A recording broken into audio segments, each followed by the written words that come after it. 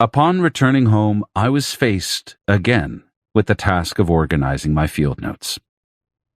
What Don Juan and Don Genaro had made me experience became all the more poignant as I recapitulated the events. I noticed, however, that my usual reaction of indulging for months in bewilderment and awe over what I had gone through was not as intense as it had been in the past.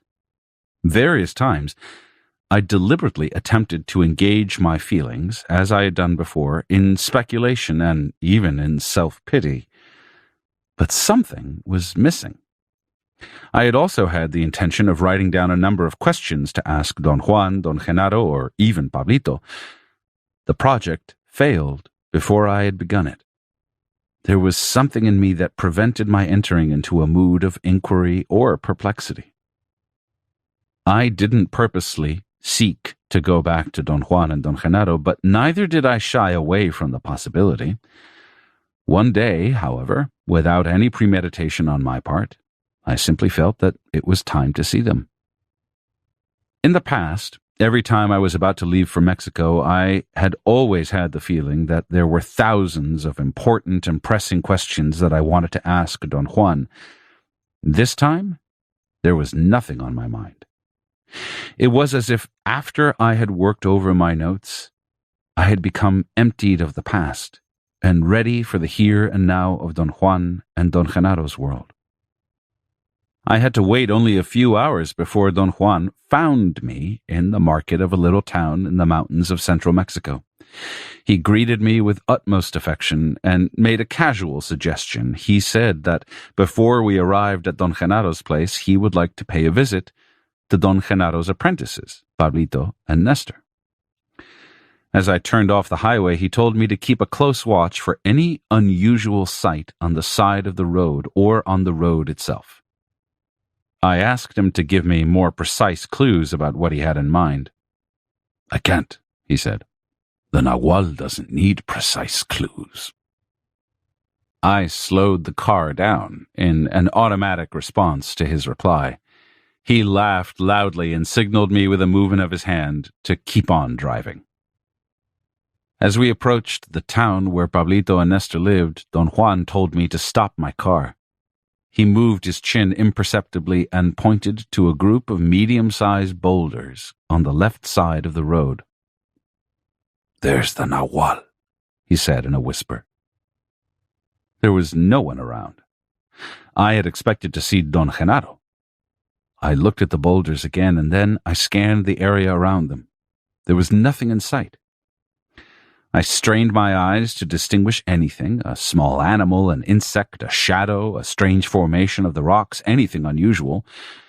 I gave up after a moment and turned to face Don Juan. He held my questioning gaze without smiling, and then gently pushed my arm with the back of his hand to make me look at the boulders again. I stared at them. Then Don Juan got out of the car and told me to follow him and examine them. We walked slowly on a gentle slope for about 60 or 70 yards to the base of the rocks. He stood there for a moment and whispered in my right ear that the Nagual was waiting for me right at that place. I told him that no matter how hard I tried, all I could distinguish were the rocks and a few tufts of weeds and some cactuses. He insisted, however, that the Nagual was there, waiting for me. He ordered me to sit down, turn off my internal dialogue, and keep my unfocused eyes on the top of the boulders. He sat by me and, putting his mouth to my right ear, whispered that the Nagual had seen me, that it was there although I couldn't visualize it, and that my problem was merely one of not being capable of completely shutting off my internal dialogue. I heard every word he said in a state of inner silence. I understood everything, yet I was incapable of answering. The effort needed to think and talk would have been impossible. My reactions to his comments were not thoughts proper, but rather complete units of feeling, which had all the innuendos of meaning that I usually associate with thinking. He whispered that it was very difficult to start by oneself on the path towards the Nagual, and that I was indeed most fortunate to have been launched by the moth and its song. He said that by holding the memory of the moth's call, I could bring it back to aid me.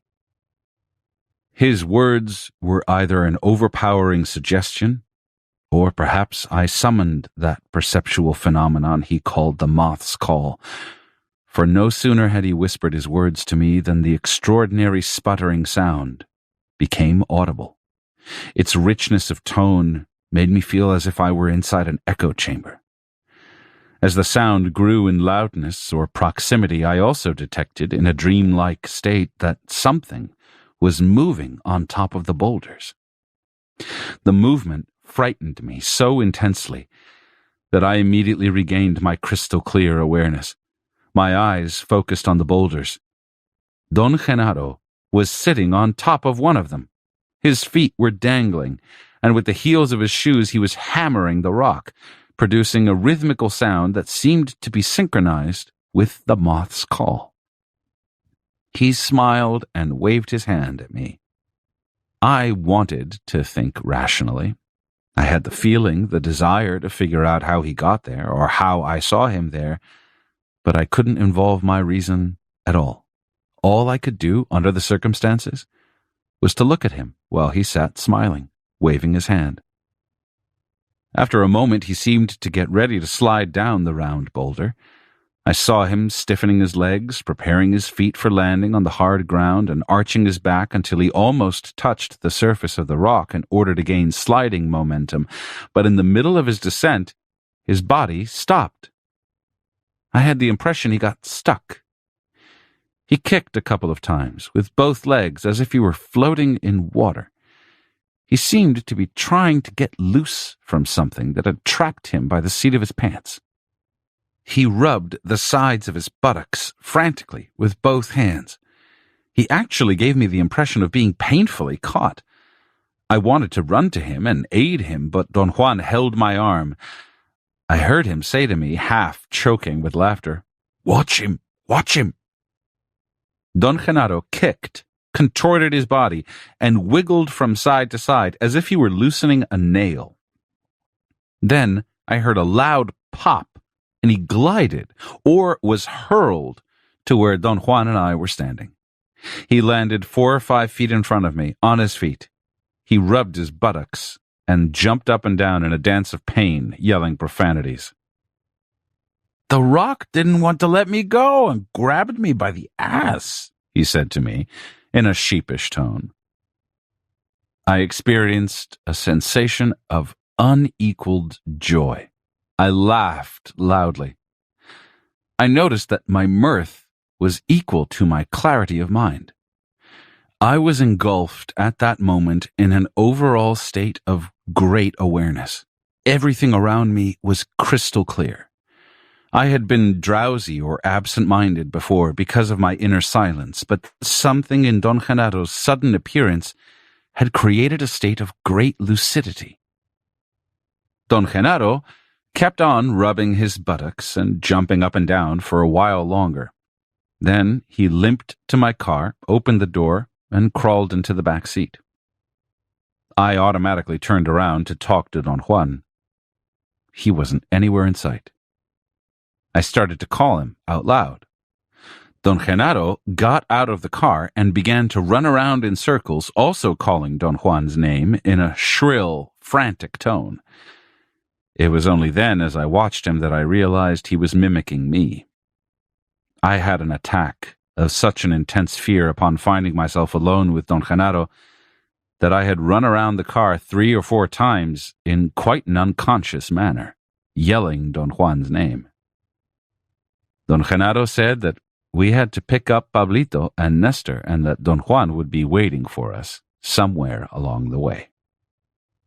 After I had overcome my initial fright, I told him that I was glad to see him. He teased me about my reaction. He said that Don Juan was not like a father to me, but rather like a mother. He made some remarks and puns about mothers that were utterly funny. I was laughing so hard that I didn't notice that we had arrived at Pablito's house. Don Genaro told me to stop, and he got out of the car. Pablito was standing by the door of his house. He came running and got in the car and sat next to me in the front. "Let's go to Nestor's place," he said, as if he were in a hurry.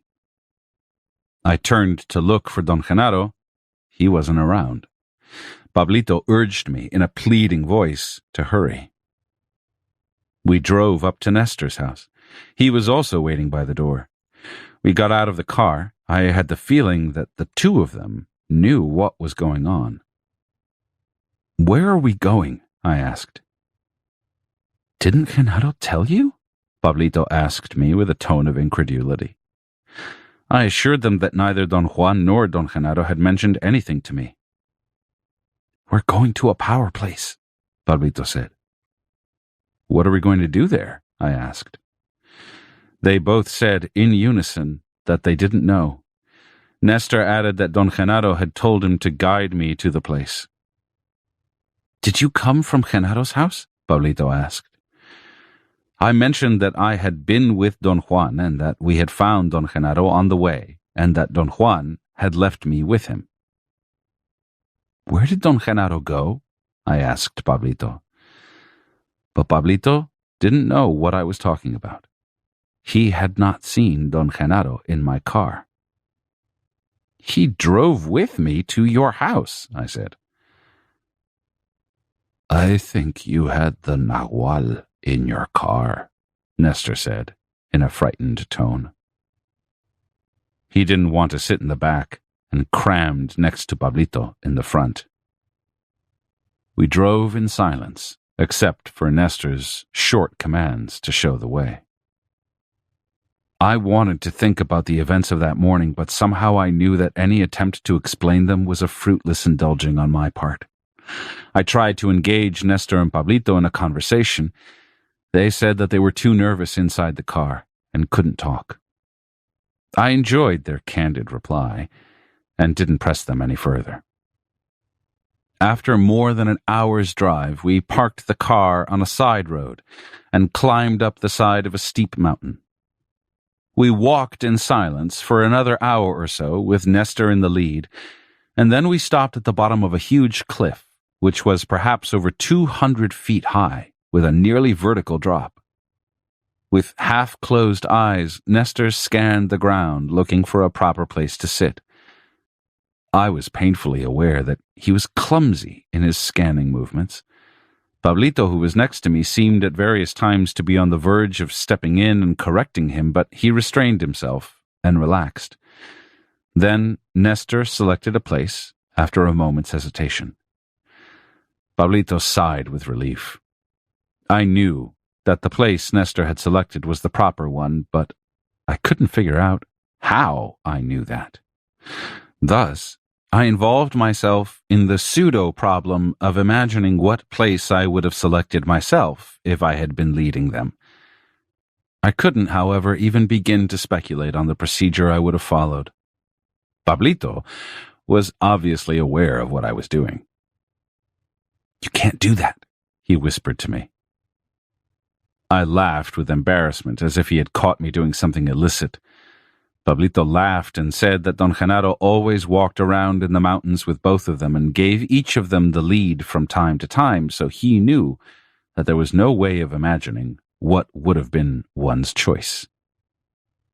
"Genaro says that the reason why there's no way to do that is because there are only right and wrong choices," he said.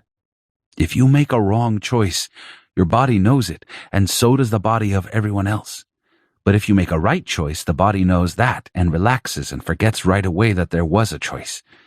You reload your body, see, like a gun, for the next choice. If you want to use your body again for making the same choice, it doesn't work." Nestor looked at me. He was apparently curious about my taking notes.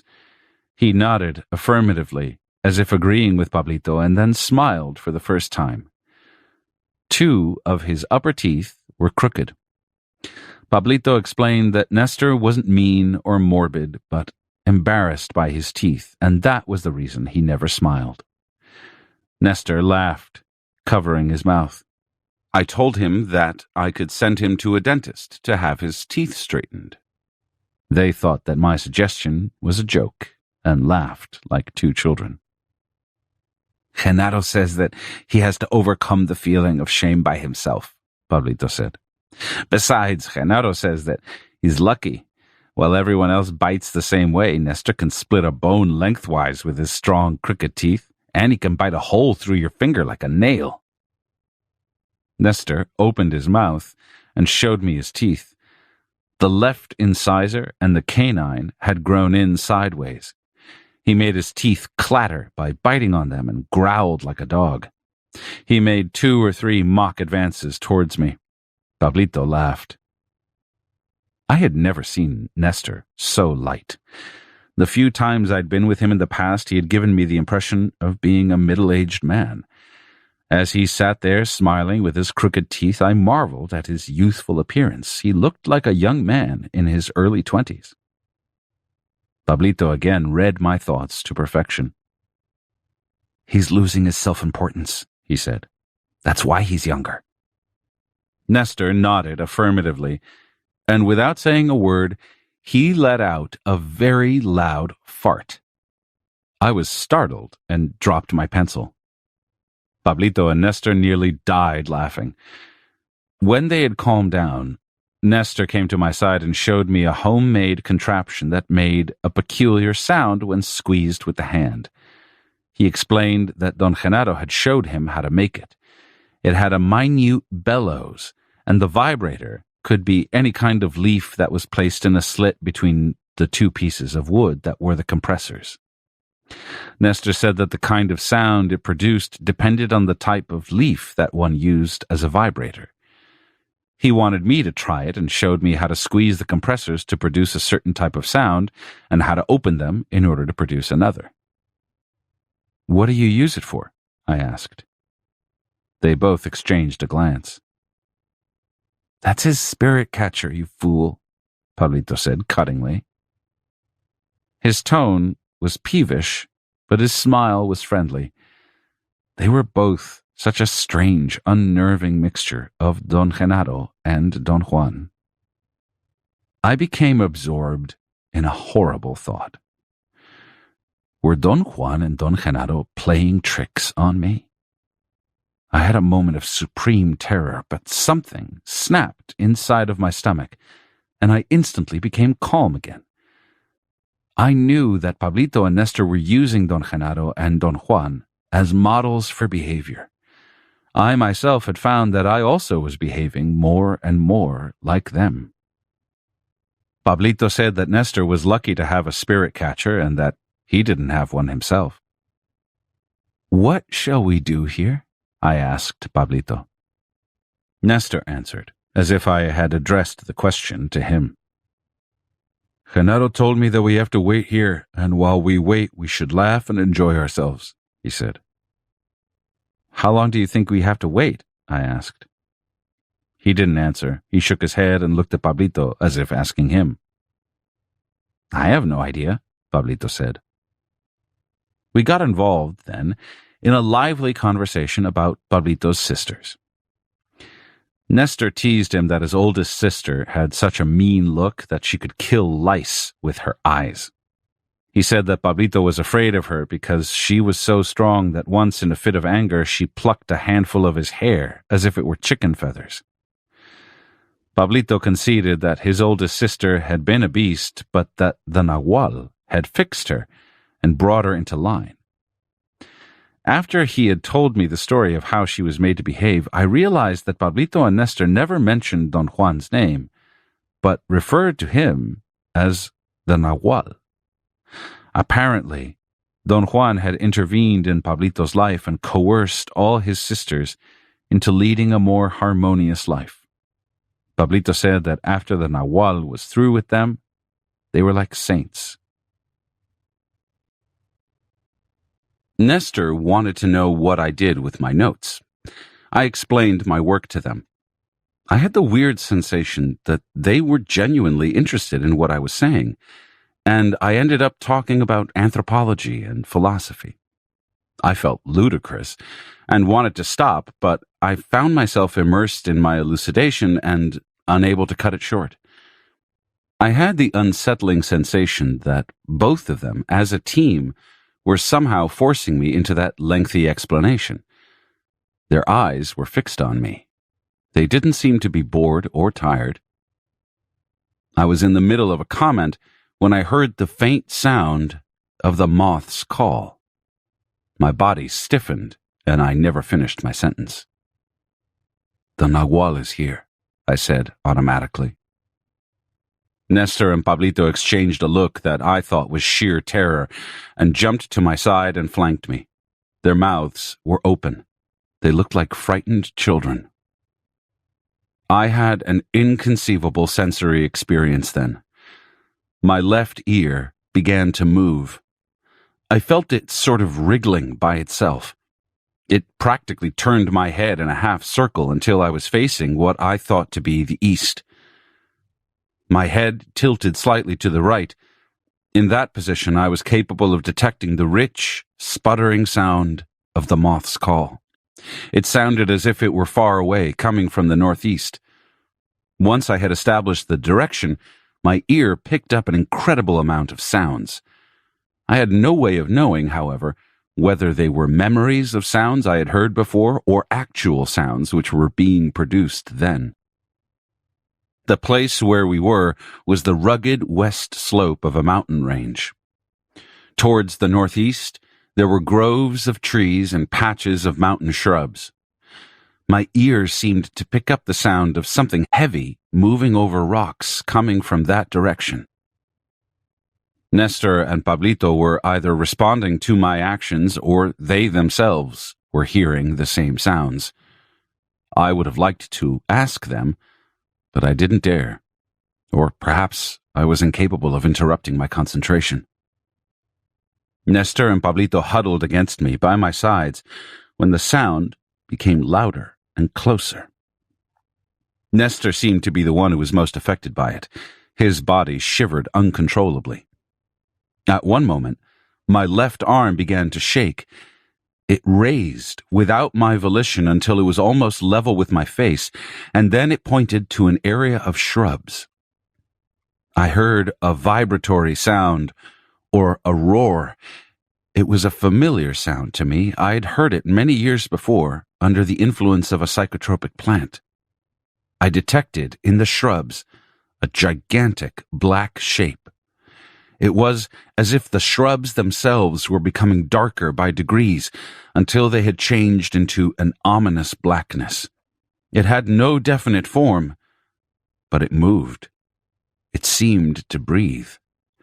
I heard a chilling scream, which was mixed with the yells of terror of Pablito and Nestor, and the shrubs, or the black shape into which they had turned, flew up towards us. I could not maintain my equanimity.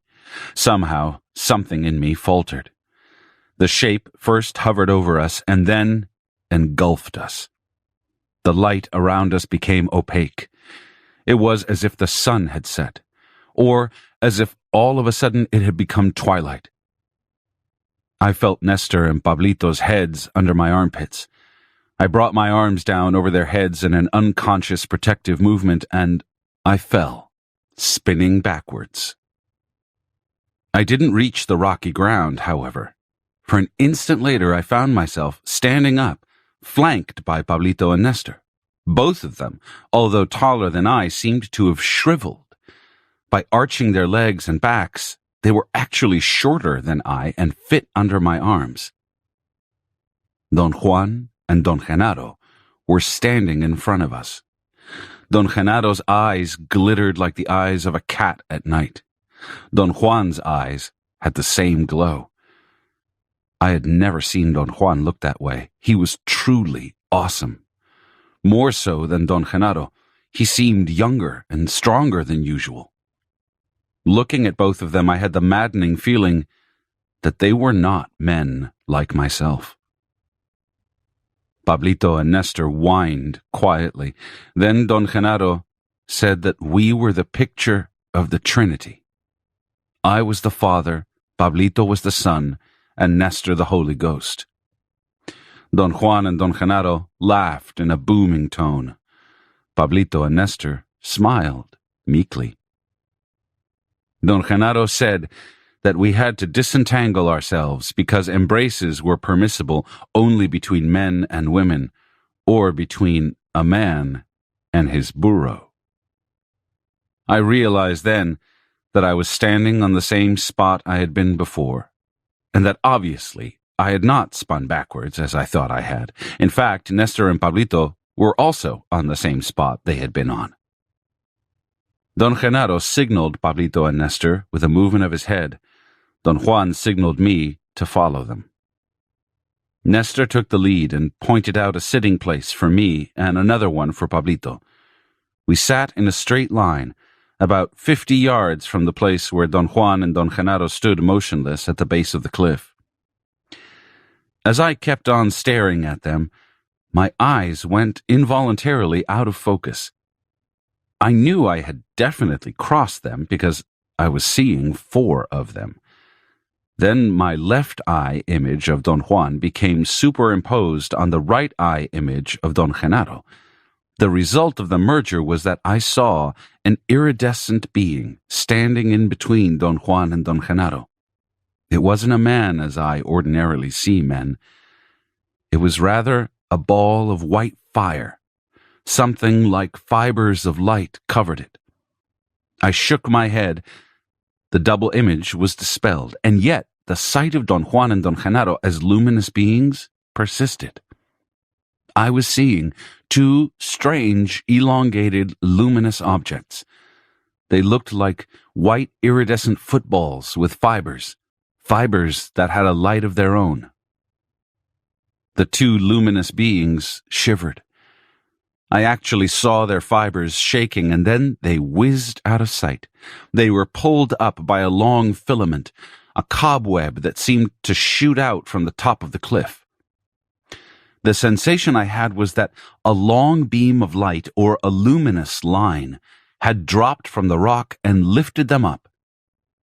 I perceived the sequence with my eyes and with my body. I was also capable of noticing enormous disparities in my mode of perceiving, but I was incapable of speculating about them as I would have ordinarily done. Thus, I was aware that I was looking straight at the base of the cliff, and yet I was seeing Don Juan and Don Genaro on the top, as if I had tilted my head up 45 degrees. I wanted to feel afraid, perhaps to cover my face and weep, or do something else within my normal range of responses, but I seemed to be locked. My desires were not thoughts as I know thoughts. Therefore, they could not evoke the emotional response I was accustomed to eliciting in myself. Don Juan and Don Genaro plunged to the ground.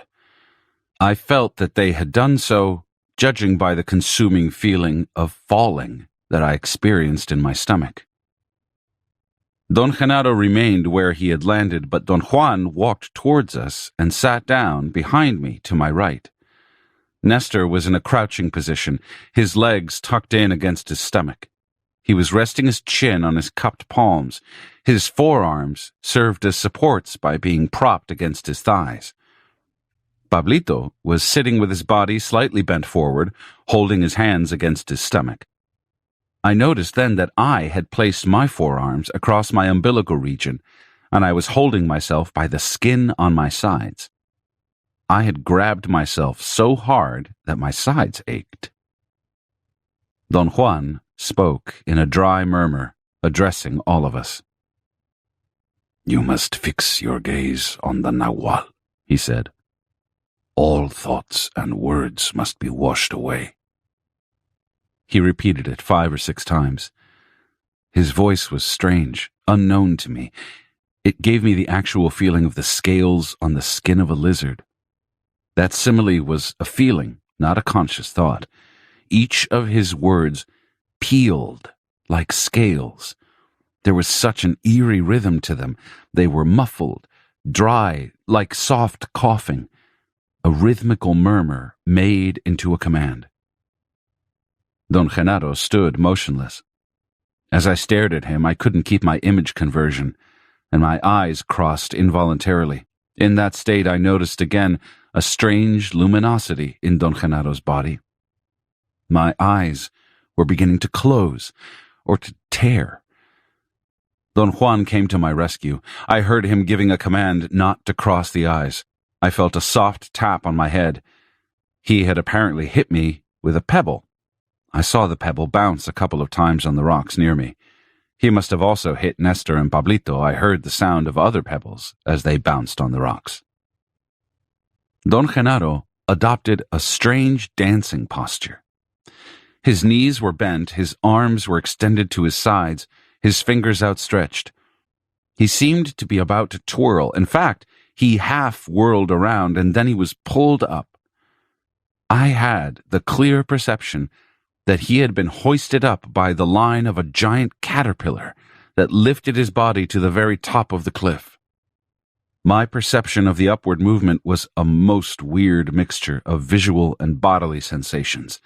I half saw and half felt his flight to the top. There was something that looked or felt like a line or an almost imperceptible thread of light pulling him up. I didn't see his flight upward in the sense I would follow a bird in flight with my eyes. There was no linear sequence to his movement. I didn't have to raise my head to keep him within my field of vision. I saw the line pulling him. Then I felt his movement in my body, or with my body, and the next instant he was on the very top of the cliff, hundreds of feet up. After a few minutes, he plummeted down. I felt his falling and groaned involuntarily. Don Genaro repeated his feat 3 more times. Each time, my perception was tuned. During his last upward leap, I could actually distinguish a series of lines emanating from his midsection, and I knew when he was about to ascend or descend, judging by the way the lines of his body moved. When he was about to leap upward, the lines bent upward. The opposite happened when he was about to leap downward. The lines bent outward and down. After his 4th leap, Don Genaro came to us and sat down behind Pablito and Nestor. Then Don Juan moved to the front and stood where Don Genaro had been. He stood motionless for a while. Don Genaro gave some brief instructions to Pablito and Nestor. I didn't understand what he had said. I glanced at them and saw that he had made each one hold a rock and place it against the area of their navels. I was wondering whether I also had to do that when he told me that the precaution didn't apply to me, but nonetheless, I should have a rock within reach just in case I got ill. Don Genaro jutted his chin forward to indicate that I should gaze at Don Juan. Then he said something unintelligible. He repeated it, and although I didn't understand his words, I knew that it was more or less the same formula that Don Juan had voiced. The words didn't really matter. It was the rhythm, the dryness of tone, the cough-like quality. I had the certainty that whatever language Don Genaro was using was more appropriate than Spanish for the staccato quality of the rhythm. Don Juan did exactly as Don Genaro had initially done, but then, instead of leaping upward, he twirled around like a gymnast. In a semi-aware way, I expected him to land on his feet again. He never did. His body kept on twirling a few feet above the ground. The circles were very rapid at first, then they slowed down. From where I was, I could see Don Juan's body hanging like Don Genaro's body had from a thread-like light. He whirled slowly, as if allowing us to fully view him. Then he began to ascend. He gained altitude until he reached the top of the cliff. Don Juan was actually floating, as if he had no weight. His turns were slow and evoked the image of an astronaut in space whirling around in a state of weightlessness. I got dizzy as I watched him. My feeling of getting ill seemed to trigger him, and he began to whirl at a greater speed. He moved away from the cliff, and as he gained speed, I became utterly sick. I grabbed the rock and placed it on my stomach. I pressed it against my body as hard as I could. Its touch soothed me a bit. The act of reaching for the rock and holding it against me had allowed me a moment's break. Although I hadn't taken my eyes away from Don Juan, I had nevertheless broken my concentration. Before I reached for the rock, I felt that the speed which his floating body had gained was blurring his shape. He looked like a rotating disc, and then a light that was spinning. After I had placed the rock against my body, his speed diminished. He looked like a hat floating in the air, a kite that bobbed back and forth. The movement of the kite was even more unsettling. I became uncontrollably ill. I heard the flapping of bird wings, and after a moment of uncertainty, I knew that the event had ended. I felt so ill and exhausted that I lay down to sleep. I must have dozed off for a while. I opened my eyes when someone shook my arm. It was Pablito. He spoke to me in a frantic tone and said that I could not fall asleep, because if I did, all of us would die. He insisted that we had to leave right away, even if we had to drag ourselves on all fours. He also seemed to be physically exhausted. In fact, I had the idea that we should spend the night there. The prospect of walking to my car in the dark seemed most dreadful to me. I tried to convince Pablito, who was getting more frantic. Nestor was so ill that he was indifferent. Pablito sat down in a state of total despair. I made an effort to organize my thoughts. It was quite dark by then, although there was still enough light to distinguish the rocks around us. The quietness was exquisite and soothing. I enjoyed the moment fully, but suddenly my body jumped. I heard the distant sound of a branch being cracked. I automatically turned to Pablito. He seemed to know what had happened to me.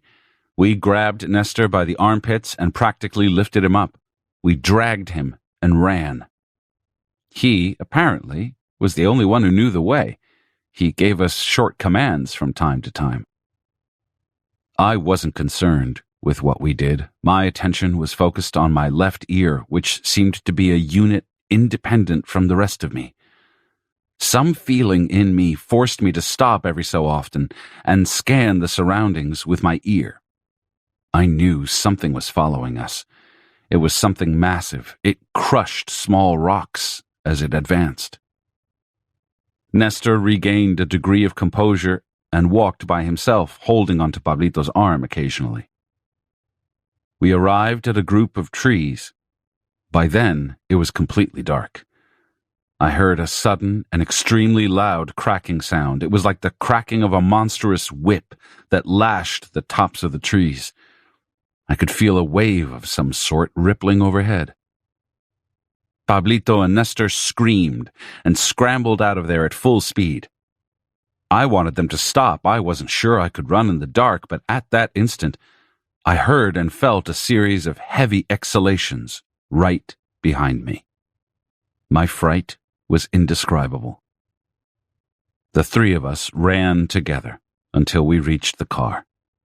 Nestor led us in some unknown way. I thought that I should leave them at their houses and then go to a hotel in town. I wouldn't have gone to Don Genaro's place for anything in the world, but Nestor didn't want to leave the car. Neither did Pablito, and neither did I. We ended up at Pablito's house. He sent Nestor to buy some beer and cola while his mother and sisters prepared food for us. Nestor made a joke and asked if he could be escorted by the oldest sister in case he was attacked by dogs or drunkards. Pablito laughed and told me that he had been entrusted with Nestor. "Who has entrusted you with him?" I asked. "Power, of course," he replied. "At one time, Nestor was older than me, but Genaro did something to him, and now he's much younger. You saw that, didn't you?" "What did Don Genaro do?" I asked. "You know, he made him a child again. He was too important and heavy. He would have died if he wasn't turned younger." There was something truly candid and endearing about Pablito. The simplicity of his explanation was overwhelming to me. Nestor was, indeed, younger. Not only did he look younger, but he acted like an innocent child. I knew, without any doubt, that he genuinely felt like one. "I'll take care of him," Pablito continued. "Genaro says that it's an honor to look after a warrior. Nestor is a fine warrior." His eyes shone like Don Genaro's. He patted me vigorously on the back and laughed. "Wish him well, Carlitos," he said. "Wish him well." I was very tired. I had a strange surge of happy sadness. I told him that I came from a place where people rarely, if ever, wish one another well. "I know," he said. "The same thing happened to me. But I'm a warrior now, and I can afford to wish him well."